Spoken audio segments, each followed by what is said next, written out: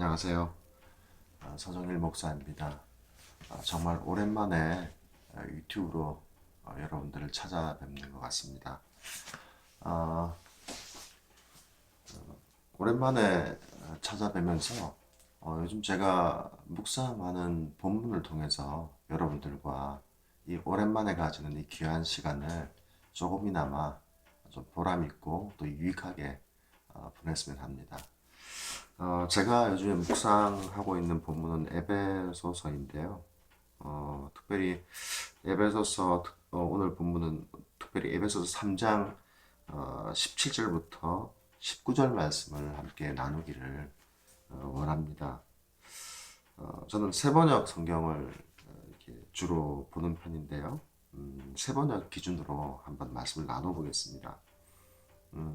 먼저 어, 이 에베소서의 전체적인 구조와 맥락을 아시는 것이 중요한 것 같은데, 뭐 제가 다 알지는 못하지만 일단 에베소서는 교회, 또 교회의 근간인 그리스도, 또 그 그리스도의 근간인 하나님에 대한 어떤 주제를 가지고 복음의 어떤 구현, 또 복음의 보다 실체적인 부분들을 조금 더 다루는 부분이 있습니다. 그래서 어, 복음 자체에 대한 컨텐츠는 조금 모호한 부분이 없지 않아 있고요.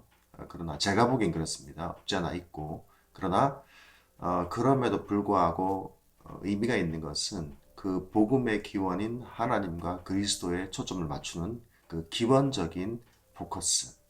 또 하나 더는 결국은 그 하나님과 그리스도의 사랑에서 출발한 복음이 결국 교회를 통해서 구현된다라고 하는 그 지향점이라는 것, 이 부분에 있어서 굉장히 큰 의미를 가지고 있다라고 볼 수 있겠습니다. 자, 그런 측면에서 오늘 에베소서 이 본문 말씀은 그런 맥락 가운데 에베소 교회를 향한 기도, 간절한 간구가 나와 있는 부분입니다.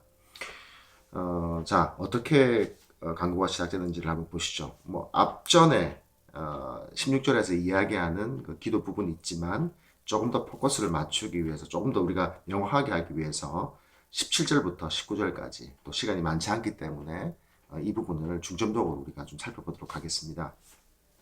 제가 먼저 받들어 읽겠습니다. 믿음으로 말미암아 그리스도를 여러분의 마음속에 머물러 계시게 하여 주시기를 빕니다. 뭐 내주하신다는 얘기겠죠. 믿는 사람들이 우리 중심에 예수 그리스도께서 내주하심을 말씀하고 계시는 부분이겠죠. 자, 계속 읽겠습니다. 여러분이 사랑 속에 뿌리를 박고 터를 잡아서, 그러니까 예수 그리스도는 사랑이지 않습니까? 그리고 그 예수 그리스도의 사랑은 하나님의 사랑이고, 결국 그게 그 사랑이라고 하는 것은 실체로서 본질적으로 동일하신 것이죠. 예. 자, 그 사랑이 우리 가운데 내주하게 되면 결국 우리가 그 사랑의 터에서 우리의 사랑이 아니라 예수 그리스도, 하나님의 무한하신 사랑의 터를 받게 된다는 겁니다. 터를 잡는다는 얘기가 되는 것이죠. 그래서 우리가 그 터 위에 뿌리를 내리고 그리고 그 위에서 성장을 하게 되는 그 메커니즘을 우리가 여기서 발견할 수가 있는 것이죠. 자, 그렇기 때문에 그 다음 이야기가 가능한 것인데 18절입니다. 모든 성도와 함께 교회가 나오죠, 드디어. 그렇죠? 그러니까 17절에서는 그러니까 교회의 근간 이전에 복음, 그 복음의 근간인 하나님, 예수 그리스도의 사랑에 대해서 나와 있는 것이고 그것이 우리 마음속 가운데 내주한다.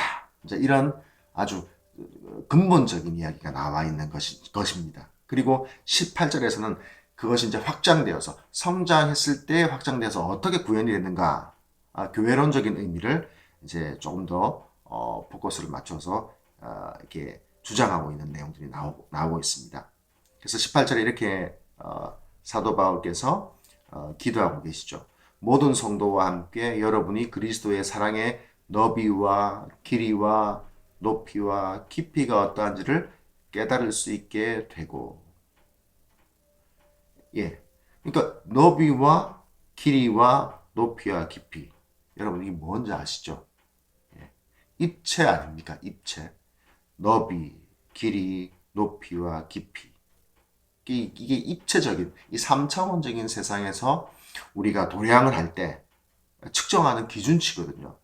그러니까 모든 성도와 함께 모든 교회와 더불어 교회의 머리 대신, 다시 얘기하면 그리스도의 몸된 교회가 머리 대신 그리스도의 사랑의 너비와 길이와 높이와 깊이라고 하는 입체적인 사랑을 알아간다, 깨달아간다, 뭐 이런 의미가 되는 것이겠죠.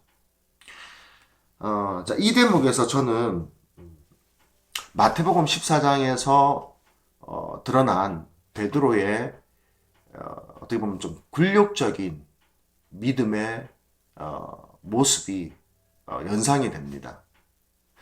마태복음 14장에 보면 베드로가 예수님을 확인하기 위해서 물 위를 걸으려고 합니다. 사실 베드로뿐 아니라 그 풍랑 가운데 시달림을 당했던 모든 제자들은 사실 굉장히 힘들었습니다. 베드로도 마찬가지였고요. 사실 그들이 가지고 있는 뱃사람으로서의 경력, 이 경력이 무색할 정도로 매우 힘들었었거든요. 죽음의 위기 가운데 있었는데, 그때 또 그 정말 칠흑 같은 어둠 가운데 뱃사람이라고 하면 정말 이렇게 유혹당할 만한 그 유령의 모습을 하고 예수님께서 오셨단 말이죠. 그러니까 안 그래도 풍랑이라고 하는 위협 가운데 속수무책으로 당하고 있어서 두려움에 휩싸여 있는데, 또 이게 뱃사람이라고 하면 한두 번쯤은 들어봤을 법한 그런 미신의 모습, 유령의 모습으로 예수님께서 다가오시니 얼마나 이게 두려웠겠습니까? 그러니까 베드로는 예수님께서 나다, 안심해라 라고 말씀했음에도 불구하고 예수님을 확인하기 위해서 물 위를 예수님처럼 걷게 해달라고, 걷게 명령해달라고 예수님께 요청을 하게 되는 것이죠. 그렇게 요청한 이후에 예수님께서는 흔쾌히 그것을 허락하시고 걸어오라, 오너라 라고 명령하시게 됩니다. 베드로는 밤새도록 시달려서 절대로 내가 빠지지 않으려고, 절대로 내가 숨을 당하지 않으려고 했던 그 풍랑 있는 바다로 그 명령에 따라서 발을 내딛기 시작합니다. 그런데 어떻게 됩니까? 결국은 몇 발자국 걷지 못해서 물에 빠지게 되죠. 주변을 돌아보니까 이거 뭐 아차 싶은 거죠. 예수님을 확인하기 위해서 걷긴 걸었지만 몇 발짝 못 갔던 겁니다. 왜? 그 사람의 눈에 밤새도록 시달렸던 그 풍랑이는 바다의 모습이 여전히 남아있던 거죠. 그게 여전히 남아있었던 것이 눈에 이제서야 들어왔던 거죠. 이 현타가 온 겁니다. 예수님을 확인했음에도 불구하고 그것보다 더 큰 현타 때문에, 두려움 때문에 결국은 물에 빠지고 마는 것이죠. 그리고 예수님께서는 그를 살려달라고 외치는 그를 끄집어 올리셔서 다시 한번 도전을 주시는 거죠. 믿음이 적은 자야, 왜 의심하였느냐라고 말씀하시면서 다시 한번 그를 들어 올리시고 구원해 주시죠.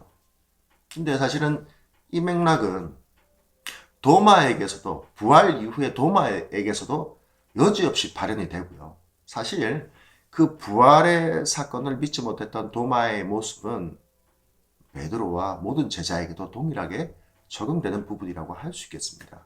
그러니까 비단 14장뿐 아니라 베드로는, 또 제자들은 끊임없이 예수님께 부족한 믿음을 보였다는 겁니다. 다시 얘기하면 몇 발자국을, 예수님을 몇 번 이렇게 예수님을 확인하고 나서 몇 발자국 걷거든 이내 곧 의심에 빠졌던 연약한 믿음을 가지고 있었다는 겁니다. 근데 이게 저는 중요하다고 생각해요. 왜냐하면 오늘 본문 말씀처럼 그들이 하나님의 무한하신, 즉 예수 그리스도의 무한하신 사랑을 그때마다 입체적으로 체험했기 때문이라고 저는 생각하기 때문이죠. 믿고 있기 때문이죠. 베드로는 깊이 빠져봤기 때문에 얼마나 그 예수님께서 그 깊은 사랑으로 그를 끌어올리셨는지 분명히 체험했을 겁니다. 그가 깊이 빠졌을수록 높이 들어올리시는 그 하나님의 사랑, 예수 그리스도의 사랑도 경험했을 것입니다.